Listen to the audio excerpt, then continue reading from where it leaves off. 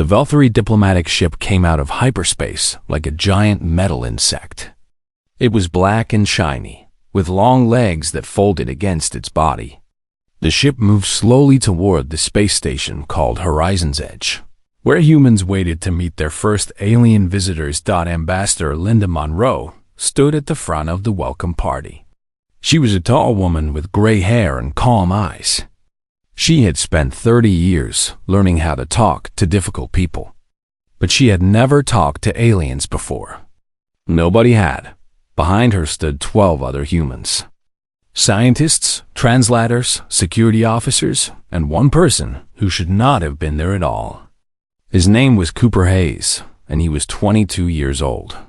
He came from a small town in Queensland, Australia, and he was only at the station because of a student exchange program.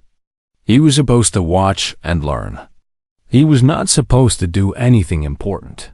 Cooper was tall and thin, with messy blonde hair that looked like he had just woken up. His skin was dark from years of sun.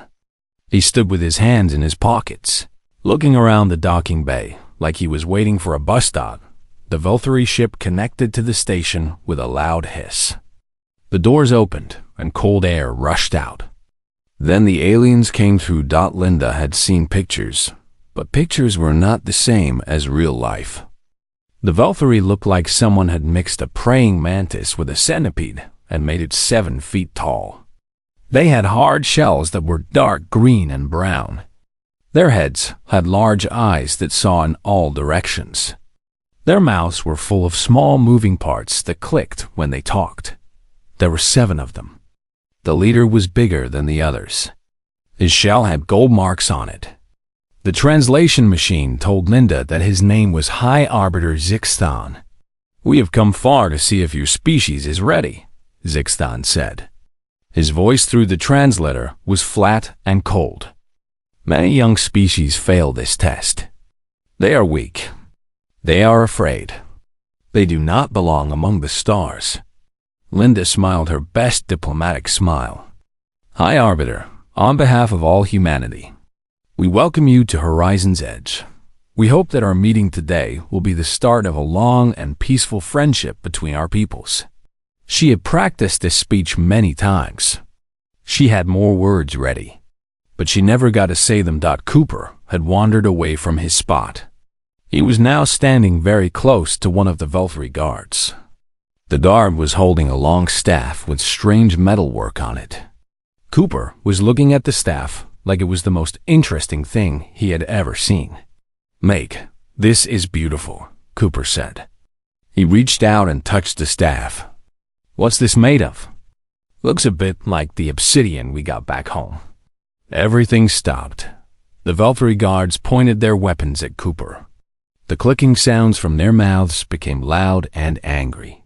Zixtan's eyes all turned to look at the young Australian. "You dare touch a sacred object of the Velthary people?" Zixtan's voice was no longer flat. It was sharp and dangerous. Cooper looked up. He saw the weapons pointed at him. He saw the angry aliens. He did not seem worried at all. "Oh, sorry about that," he said. "Didn't know it was sacred. Really nice work, though. Your people must have some talented artists." Linda felt like her heart had stopped. This was a disaster. First contact with an alien species, and an exchange student had just started a war. She rushed forward. "High Arbiter, please forgive this terrible mistake," she said quickly. "He is new. He does not understand your customs. I promise this will not happen again." But Zixtan was not looking at Linda. He was looking at Cooper. All of his eyes were focused on the young man, who still had his hands in his pockets. "Your heart rate has not changed," Zixtan said slowly. "You face weapons that could kill you in an instant. Yet you show no fear." Cooper shrugged. "I mean, yeah, they look dangerous. But you're not going to shoot me over touching a stick, are you? That'd be a bit much." The Velthary guards looked at each other. This was not how prey species behaved. When you pointed weapons at prey, they ran. They begged. They did not shrug and call your sacred artifacts a stick. Zixthon made a sound that the translator could not understand. Then he spoke again. What are you? I'm Cooper. From Australia. Nice to meet you. Australia, Zixthon repeated. What is Australia? Linda stepped in quickly. It's a continent on Earth, a large landmass. High Arbiter, perhaps we could continue this conversation in the meeting room. We have prepared refreshments. The meeting went forward, but it was not what Linda had planned. The Valkyrie asked few questions about human government or technology. Instead, they kept watching Cooper, who sat in the back of the room eating snacks and looking bored. After 3 hours, Zixthon asked to speak with Linda alone. They went to a small room away from the others. Tell me about Australia, the High Arbiter said. Linda was confused. It's one of our continents. About 25 million people live there. They have a democratic government, strong economy, nice beaches. Why does that young human have no fear? Linda thought about how to answer. Australians are different. Their continent is very dangerous. Almost everything there can kill you. Snakes, spiders, sharks, crocodiles. Even some of the plants are poisonous. The people who live there learn very early that being afraid all the time is not useful. They live among deadly creatures. They live among the most deadly creatures on Earth. Cooper once told me that he found a venomous snake in his shoe when he was 8. He just shook it out and put the shoe on. Zixthon was quiet for a long time. His eyes moved in ways that Linda could not read. We have studied many species, he finally said. We have never found one that treats mortal danger as a minor problem. This is unexpected. Cooper is a good kid, Linda said. He doesn't mean any harm. He just doesn't get scared easily. This worries me more than if he had attacked my guards. Linda did not know what to say to that dot when they returned to the main group. Cooper was showing one of the Valkyrie scientists something on his phone. It was a video of a crocodile. Yeah, these guys get pretty big back home, Cooper was saying. My uncle caught one that was about 4 meters. Took 6 guys to pull it out of the river. Your people hunt these creatures? The scientist asked. Sometimes. Sometimes they come into town and we have to move them. They're not so bad once you know how to handle them. The scientist looked at Zixthon with what might have been fear. The High Arbiter looked back with what might have been agreement. They had come to Earth expecting to find a weak species. They were beginning to think they had made a very large mistake. The Valkyrie stayed on Horizon's edge for 2 weeks. They said they needed time to study humanity before making their decision. But Linda noticed that they spent most of their time watching one human in particular. Cooper did not know he was being watched. He went about his days like normal. He helped in the cargo bay when they needed extra hands. He ate in the cafeteria with the other station workers. He made friends with aliens from 6 different species, who also visited the station for trade. The Valkyrie took notes on everything he did. On the 3rd day, Cooper went to the station's marketplace. This was a large open area where traders from across the galaxy came to buy and sell goods. There were strange foods, stranger machines, and creatures that Linda could not even describe. A Valkyrie observer followed Cooper at a distance. The observer's name was Kethrix, and she was a scientist who studied behavior. She had studied many species. She had never seen anything like Cooper Hayes. Cooper walked through the market, looking at everything with interest. He stopped at a stall selling small mechanical toys. He picked one up and smiled. My little sister would love this, he said to himself. Then a shadow fell over him. The shadow belonged to a Crothian. Crothians were one of the most feared traders in the galaxy.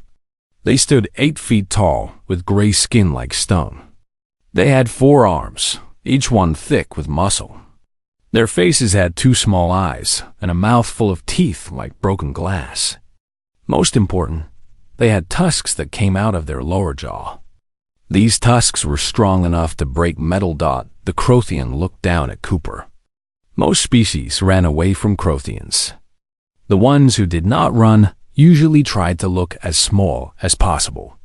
Cooper just looked up with a friendly expression. "GJ, mate," Cooper said. "Nice tusks." The Crothian's eyes went wide. Then they went narrow. He stepped closer until he was almost touching Cooper. His breath smelled like rotting meat. "You will pay triple the price for that toy," the Crothian growled. "Or I will tear your arms off and use them to clean my ship." Kethrix prepared to intervene. This human was about to die. She had seen Crothians kill for less than this insult. But Cooper did not die. Instead, he laughed. "Yeah, no, that's not happening," Cooper said. His voice was calm and easy. "Tell you what, I'll pay the price on the sign plus a bit extra because it's good work. But if you keep trying to rip me off, I'll go somewhere else and tell everyone you're a cheat." The Crothian did not move.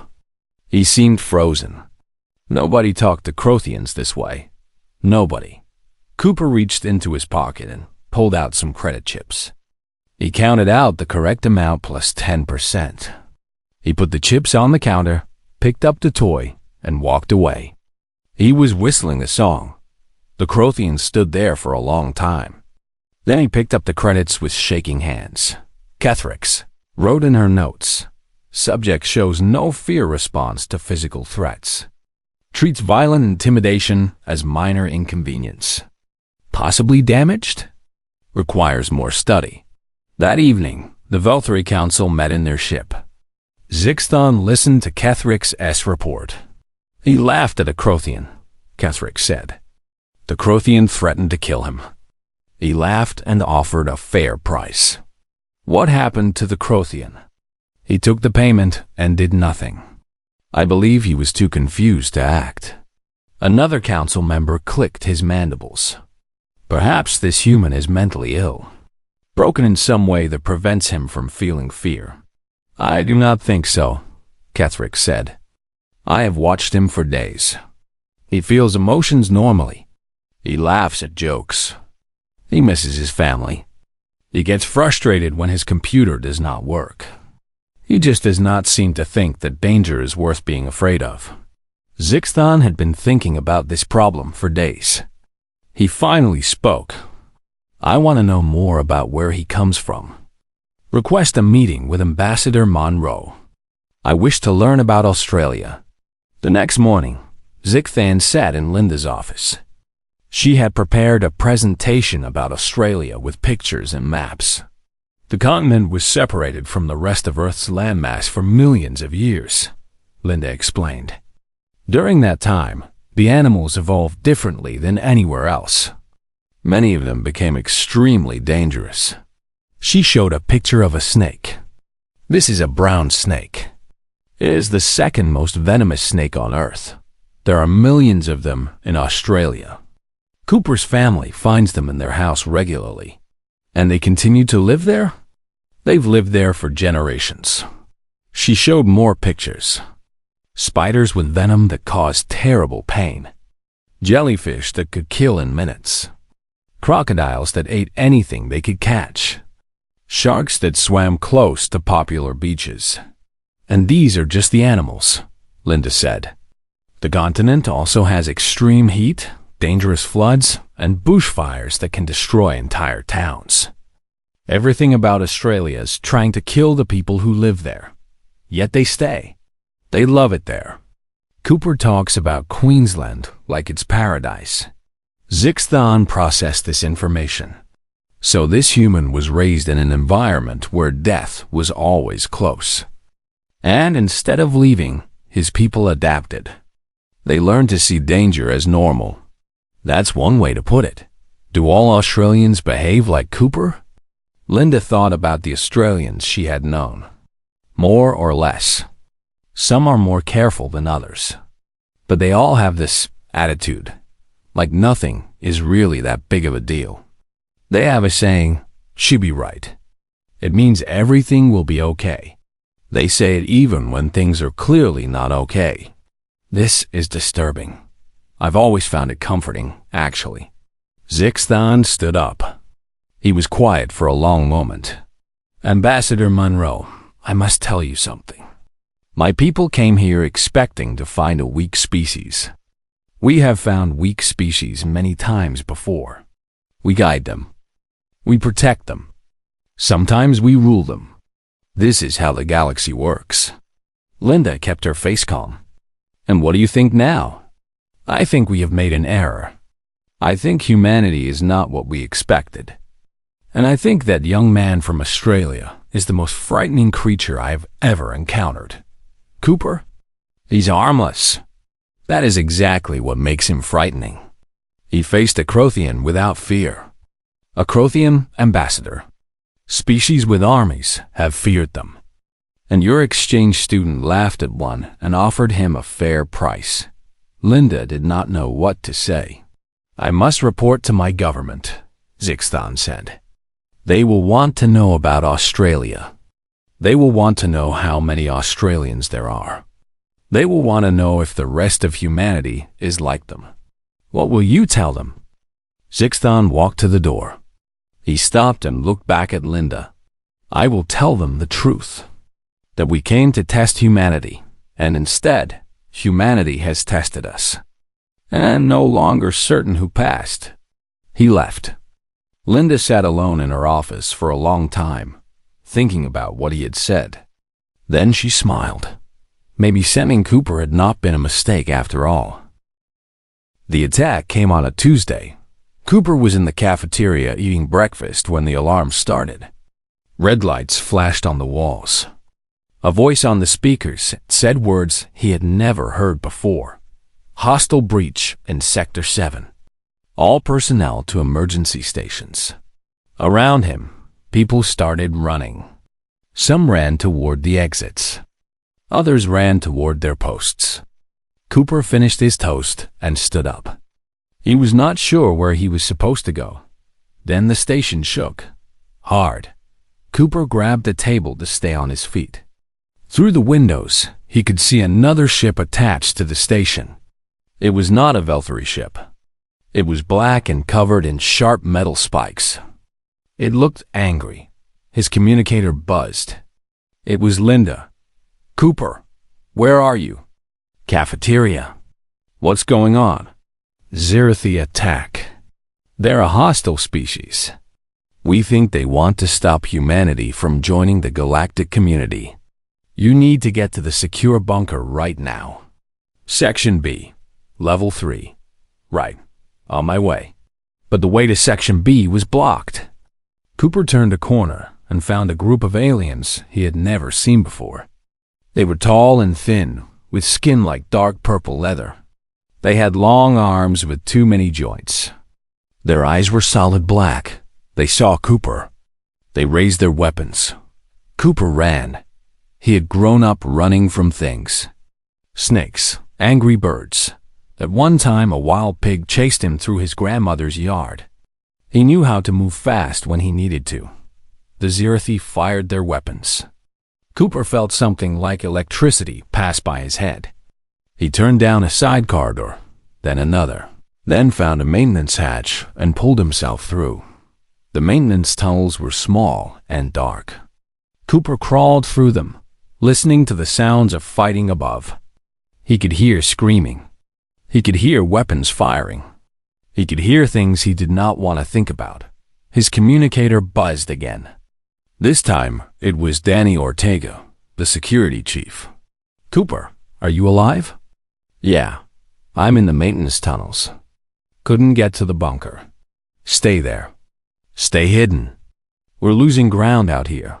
How bad is it? Danny was quiet for a moment. Bad. They've got some kind of neural weapon. Knocks people out before they can fight back. We've lost half our security team. Cooper thought about this. He thought about Linda in the bunker.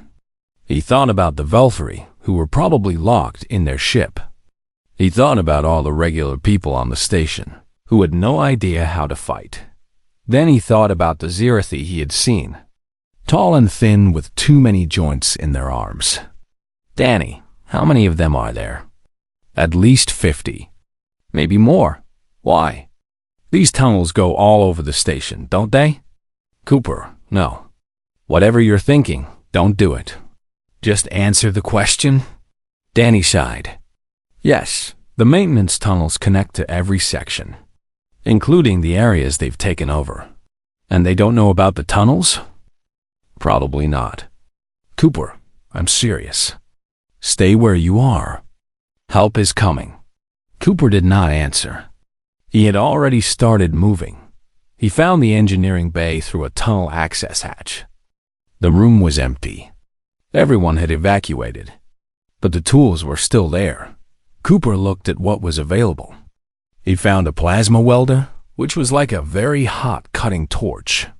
He found a length of heavy chain that was used to move cargo. He found a fire extinguisher. It was heavy and solid. He thought about the Zirathi. They were tall, which meant they would have trouble in the small tunnels. They had long arms, which meant they were probably used to fighting at a distance. Their weapons seemed to work on electricity. Cooper had been shocked before. When he was 15, he grabbed an electric fence by accident. It hurt, but he did not fall down. His father said it was because the Hayes family had thick skin. Cooper was not sure if that was true, but he hoped it would help. He went into the tunnels. The first Zirathi he found was alone. It was crawling through a tunnel toward the bunker. It did not expect to meet anyone coming the other way. Cooper hit it with the fire extinguisher. Once, twice, 3 times. The Zirathi stopped moving. He kept going. The tunnels were like a maze, but Cooper had a good sense of direction. He followed the sounds of the Zirathi talking to each other. They clicked and hissed in their own language. They did not know he was there. He found a group of 4. They were setting up some kind of device. Probably something to break into the bunker. Cooper came at them from above. He dropped through a ceiling hatch onto the first one. The chain wrapped around the second one's neck. The plasma welder took care of the third. The fourth tried to run, but the tunnels were small and Cooper was faster. His communicator buzzed. Cooper, what are you doing? We're picking up Zirathi distress signals from the maintenance tunnels. Handling it. You're supposed to be hiding. Changed my mind. He kept moving. The Zirathi started to notice that something was wrong. Their soldiers were disappearing. Their communications from the tunnel teams went silent. They sent more soldiers to investigate. The soldiers did not come back. Cooper lost track of time. He lost track of how many Zirathi he had fought. His arms hurt. His head hurt. The plasma welder ran out of fuel, so he used it as a club. The chain got tangled on something, so he left it behind. The fire extinguisher stayed with him. It was a good weapon. Heavy, solid. It did not run out of fuel. One Zirathi managed to shoot him with the neural weapon. Cooper felt his whole body light up with pain. His muscles locked. His teeth clenched, but he did not fall down. He did not know why. Maybe it was the electric fence when he was 15. Maybe it was all the times he had been stung by things that should have killed him. Maybe he was just too angry to fall down. The Zirathi stared at him with its black eyes. It had never seen anything survive a direct hit from a neural weapon. Cooper hit it with the fire extinguisher. 40 minutes after the attack began. Cooper crawled out of a maintenance hatch near the security station. He was covered in blood and other fluids. Most of it was not his. He was still holding the fire extinguisher. Danny Ortega stared at him. Cooper, what did you do? Handled it. We've been getting reports. The Zirathi in the tunnels are all dead or unconscious. All of them. 12 soldiers. Cooper nodded. Sounds about right. You killed 12 enemy soldiers with a fire extinguisher? And some other stuff. The plasma welder worked pretty good until it ran out. Danny did not know what to say. Nobody knew what to say. Cooper looked around at the security team. They were injured and tired. Many of their friends were unconscious from the neural weapons. But they were alive. Anyone got a beer? Cooper asked. I'm really thirsty. Nobody laughed. They were too busy trying to understand what had just happened. In the bunker, Linda received the report. She read it twice to make sure she understood. He did what? Killed or disabled 12 Zerathi soldiers. By himself. In the maintenance tunnels. Linda sat down. She thought about Cooper eating toast in the cafeteria. She thought about him touching the Velthary staff on the first day. She thought about him laughing at the Crothian in the market. Get me a line to the Velthary ship, she said. High Arbiter Zixthon needs to hear about this. On the Velthary ship, Zixthon listened to the report. When it was finished, he was quiet for a long time. The Australian, he finally said. Of course, was the Australian. What do we do? One of his advisors asked. We change our report to the Council. Humanity is not a weak species that needs guidance. Humanity is a dangerous species that needs to be respected. And if one young man from Australia can do this, imagine what an army of them could do. The advisor clicked his mandibles nervously. He was imagining it. He did not like what he saw. The news spread across the galaxy like fire. Within one day, every major species had heard about the attack on Horizon's Edge. Within 2 days, they had heard about the Australian exchange student who had defeated 12 enemy soldiers by himself. Within a week, Cooper Hayes was the most famous human in the galaxy. The story changed as it traveled. Some versions said he had fought 50 soldiers. Others said he had done it while sleeping. One version claimed he had torn a Zerathi apart with his bare hands while singing a song about a sheep farmer. Cooper did not know any of this. He was in the medical bay getting a burn on his arm treated.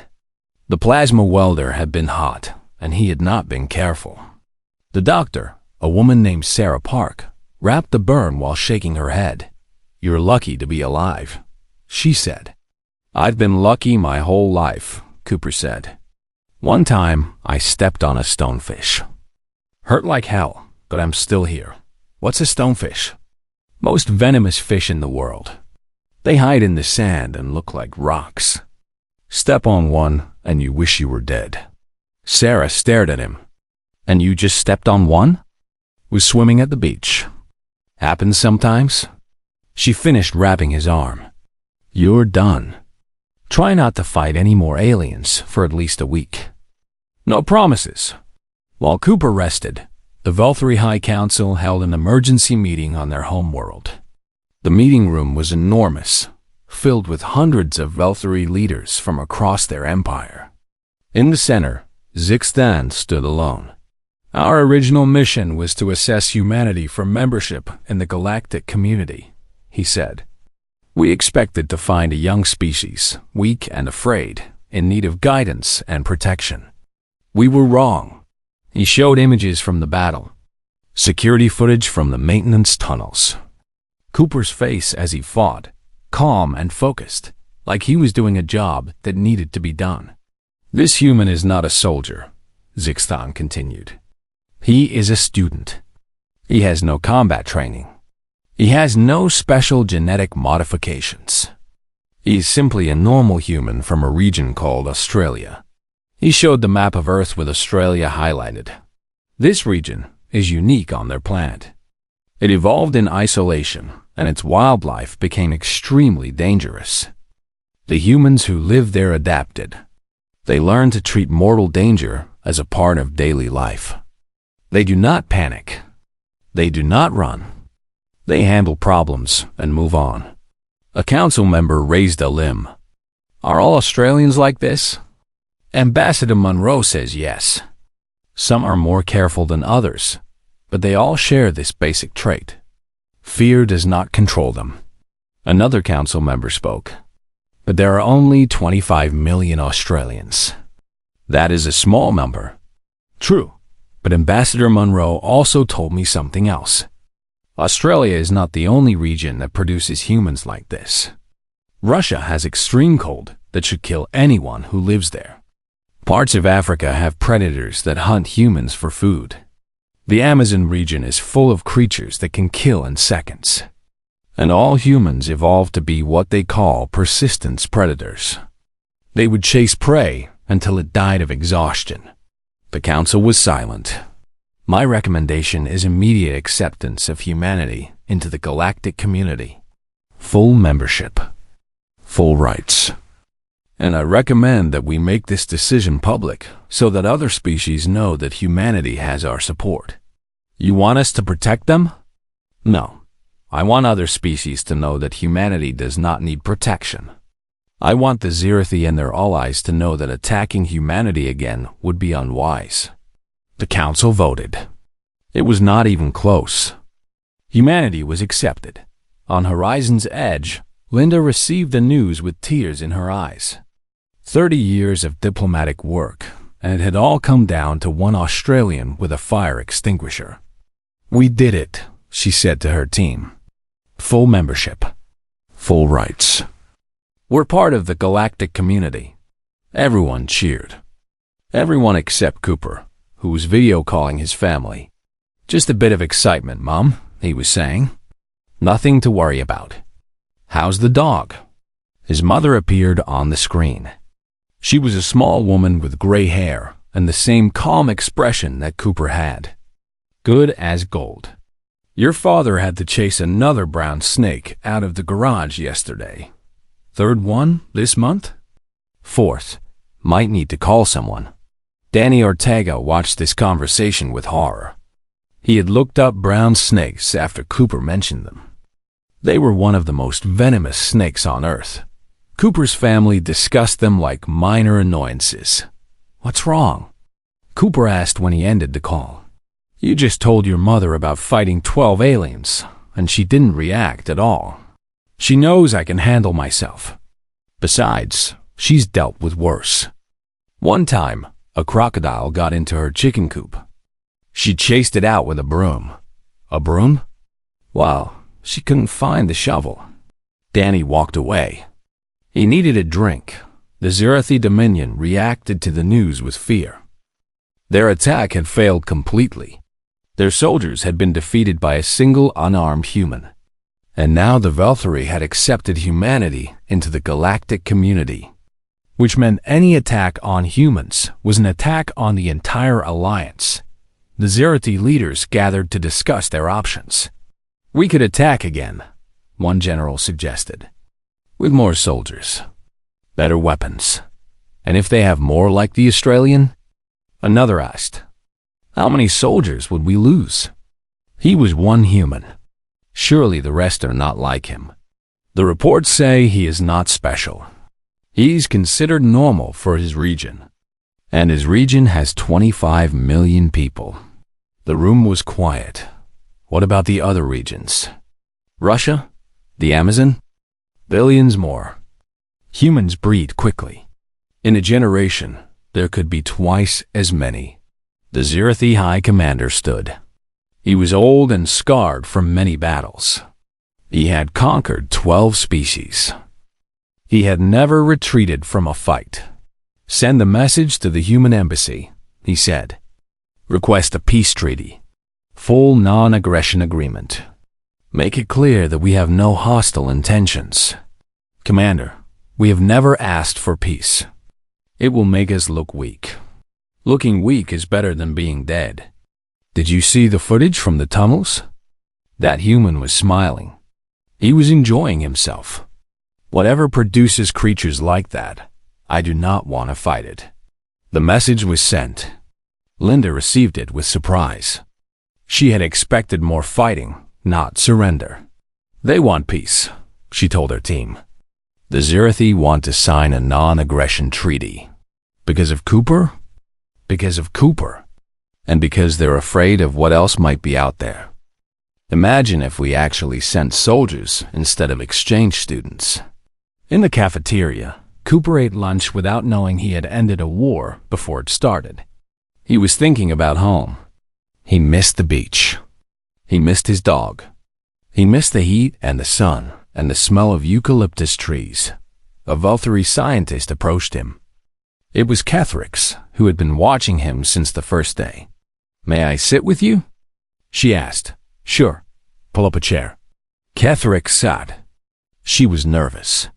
She had written 3 papers about Cooper and still did not understand him. "I have a question," she said. "In the tunnels, when you were fighting, were you afraid?" Cooper thought about it. "Not really. I was focused on what I needed to do.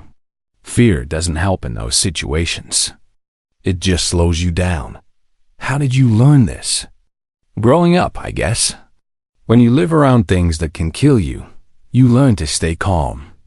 Panic gets you bitten. Your planet sounds terrifying." Cooper smiled. "Nah, it's beautiful. Best place in the galaxy, if you ask me. You should visit sometime." Cathrix imagined visiting Australia. She imagined the snakes and spiders and crocodiles. She imagined creatures that could kill her hiding in every shadow. "I do not think I will visit," she said. "Fair enough." Not everyone likes the heat. He finished his lunch and walked away, whistling the same song he had whistled after facing the Crothian in the market. Cathrix watched him go. She finally understood something. The Australians were not fearless because they were stupid or broken. They were fearless because fear was a luxury they could not afford. Their world had taught them that calm and action were the only things that kept you alive. And now they were spreading into the galaxy. She wondered if the other species were ready. She doubted it. 1 year passed. Cooper Hayes was no longer an exchange student. He was now officially employed by the Human Diplomatic Corps as a special consultant. His job title was vague on purpose. Linda called him her secret weapon. His actual job was simple: be Australian. At people until they agreed to reasonable terms. Dot had worked surprisingly well at a trade meeting with the Borthek Consortium. Cooper spent most of the time telling stories about his childhood. The Borthek were large, aggressive creatures with thick armor and bad tempers. They were used to scaring other species into giving them what they wanted. They could not scare Cooper. "So the spider's right there on my pillow," Cooper was saying. "Big funnel web, nasty little thing. My mom just gets a glass and some cardboard, scoops it up, puts it outside." I went back to sleep. The Borthek leader stared at him. "You slept? After finding a creature that could kill you in your bed?" "Well, yeah. Mom got rid of it. What else was I supposed to do?" "Did you not fear it would return? If it came back, we just put it outside again. They're not smart enough to hold grudges." The Borthek looked at each other. They had come to this meeting planning to demand unfair prices and threaten violence if they did not get what they wanted. Now they were not sure that violence would work. "These creatures," the leader said carefully. "There are many of them in Australia? Funnel webs?" "Yeah, heaps of them. We find them in the house all the time. In shoes, behind furniture, sometimes in the toilet. You learn to check before you sit down." The leader made a sound that the translator rendered as extreme discomfort. The trade agreement was signed within the hour. The prices were fair. Nobody threatened anybody. After the meeting, Linda pulled Cooper aside. "You know you're terrifying them on purpose, right?" "I'm just telling stories." "Not my fault, they're scared of spiders. The Borthek have conquered entire planets. They've destroyed civilizations. And you scared them with stories about your childhood." Cooper shrugged. "Different definitions of scary, I guess." As the months went on, Cooper became more than just a negotiator. He became a symbol. Other species looked at him and saw what humanity could be. They saw a creature that had evolved on a world that tried to kill it every day and had come out stronger. The Vulturi published their official assessment of humanity. It was required reading for every species that wanted to do business with Earth. The key passage was, quoted everywhere, "Humanity is not a species that fears death. They are a species that has learned to accept death as a possibility and continue anyway. This makes them unpredictable, dangerous, and extremely valuable as allies. Do not threaten them. Do not attack them. And whatever you do, do not underestimate the ones from Australia. Cooper read the report and laughed. His mother read it and said it was nice that the aliens finally understood. On the 1-year anniversary of the Horizon's Edge incident, the galactic community held a celebration. Representatives from 30 species gathered to mark the moment when everything changed. Cooper was asked to give a speech. He did not want to give a speech. He was not good at public speaking. But Linda insisted, and she had done a lot for him, so he agreed. He stood at the podium looking out at hundreds of aliens. Some were tall and thin.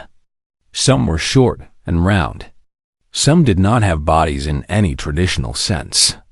All of them were looking at him. "Right," Cooper said. "I'm not really sure what to say here. I'm just a bloke from Queensland. Nothing special about me." The audience made various sounds of disagreement. "I mean it. Back home, everyone's like me. We grow up learning to deal with problems as they come. Doesn't matter if it's a snake in your boot or aliens trying to kill you. You stay calm, you handle it, and then you have a beer. That's just how it is." He paused, trying to remember what Linda had told him to say. "I guess what I'm trying to say is we're all in this together now. Humans, Velthari, even the Zirathi if they want. The universe is big and dangerous. But that's nothing new for us. We've been dealing with big and dangerous since we climbed down from the trees. So if anyone out there is thinking about causing trouble, just remember, you're not the scariest thing we've ever faced." He smiled, the same easy smile he always had. "And if you do cause trouble, well, we've got plenty of Australians." The human delegation cheered. The alien delegations made their own sounds of approval, though some of them sounded nervous. After the speech, Cooper found a quiet corner and called his mother. It was early morning in Queensland. "Saw your speech," she said. "You did good." "Thanks, Mum. How's everyone?" "Fine. Your father found another brown snake in the garage. We really need to fix that hole on the wall. 5th one this year? 6th. Getting ridiculous." Cooper smiled. Some things never changed, no matter how far from home he went. "I miss you a lot," he said. "Might come home for a visit soon." "That'd be nice. Bring some of that alien food. Your sister wants to try it." "Will do." "Love you, Mum." "Love you too. Don't let them push you around. Never do." He ended the call and looked out the window at the stars. Somewhere out there, species he had never met were learning about humanity for the first time. They were reading reports about Earth, about Australia, about the creatures that lived there and the people who had survived them. They were probably scared. Good, Cooper thought. Scared was better than aggressive. Scared meant they would think twice before starting trouble. Scared meant humanity might have a chance to grow and spread without having to fight every step of the way. Linda found him by the window. "Good speech," she said. "Felt weird. I'm not used to people listening to me." "Get used to it. You're a symbol now. Whether you like it or not, I'd rather just be Cooper. You can be both. Just keep being yourself. That seems to work pretty well." She left him alone with his thoughts. Cooper watched the stars for a while longer. He thought about home. He thought about his family and his dog and the beach where he had learned to surf. He thought about all the dangerous creatures he had grown up with and how they had prepared him for this moment without him even knowing. Then he thought about the future. Humanity was part of the galactic community now. They would travel to other worlds, meet other species, face challenges that nobody could predict. Some of those challenges would be dangerous. Some might be deadly. But humanity had survived worse. They had survived ice ages and plagues and wars. They had survived Australia. Whatever the galaxy threw at them, they would handle it the same way they always had. Stay calm. Deal with the problem. Have a beer afterward. Cooper smiled and went to find something to drink. In Queensland, his mother finished her morning tea and went outside to check the garage. Sure enough, there was another brown snake curled up in the corner. She got the broom and shooed it toward the door. It hissed at her but left without a fight. That's the sixth one this month, she told her husband. We really need to fix that hole. I'll get to it this weekend. You said that last weekend. Well, it's not urgent, is it? Just snakes. She laughed and went back inside. On the news, they were showing her son's speech for the third time that morning. The reporter was calling him a hero, a symbol of humanity's strength. She thought about Cooper as a little boy, catching frogs in the creek and coming home covered in mud. She thought about him as a teenager, calm and steady even when everything was going wrong. She thought about him now, standing in front of the galaxy and being exactly who he had always been. The reporter was right about one thing. He was a symbol, but not because he was special, because he was ordinary, because 1 million Australians could have done what he did, and 1 billion other humans could have learned to do it, too. Humanity was not special because of their technology or their armies or their resources. They were special because they refused to be afraid. They looked at a dangerous universe and said, "She'd be right," and meant it. The galaxy was just beginning to understand what that meant, and somewhere on horizon's edge, Cooper Hayes finished his drink, found a comfortable spot, and went to sleep dreaming of home. The end.